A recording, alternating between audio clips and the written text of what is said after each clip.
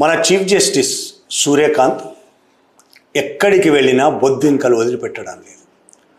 ఆయన చేసిన బొద్దింకల వ్యాఖ్యలు భారతదేశంలోనే కాదు విదేశాల్లో కూడా ఆయనను వదిలిపెట్టడం లేదు. ఈ మధ్య సూర్యకాంత్ లండన్ వెళ్ళాడు. లండన్ ఆయనను కొన్ని కార్యక్రమాల కోసం పిలిచారు. అందులో ఒక కార్యక్రమంలో ఆయన పాల్గొంటున్నప్పుడు ఒక మహిళ లండన్కు చెందిన మహిళ, లండన్లో సెటిల్ అయిన ఆమె, అక్కడ పౌరురాలు, ఆమెతో పాటు ఇంకొంతమంది ఆ సమావేశంలో పాల్గొన్న వాళ్ళు నిలదీశారు దాదాపు సూర్యకాంత్ని. భారతదేశంలో అసమ్మతి స్వరాలపై పెరుగుతున్న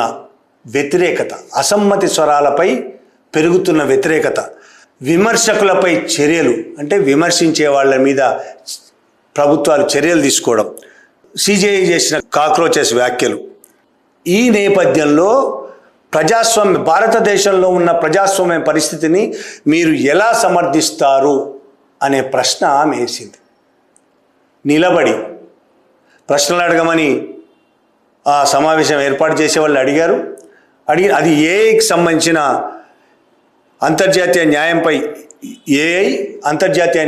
న్యాయంపై దాని మీద జరుగుతున్న చర్చ. దాంట్లో ఈ ప్రశ్న అడిగారు. ఒకవైపు విమర్శకుల మీద చర్యలు, అసమ్మతి స్వరాల మీద ప్రభుత్వాలే దాడులు చేయడం, అసమ్మతి స్వరాలను కాక్రోచులుగా సిజేఐ వర్ణించడం. ఈ నేపథ్యంలో భారతదేశ ప్రజాస్వామ్యాన్ని మీరు ఎలా సమర్థిస్తారని ప్రశ్న అడిగింది. చాలా గట్టిగా అడిగింది ఆమె, వినబడేటట్టుగా.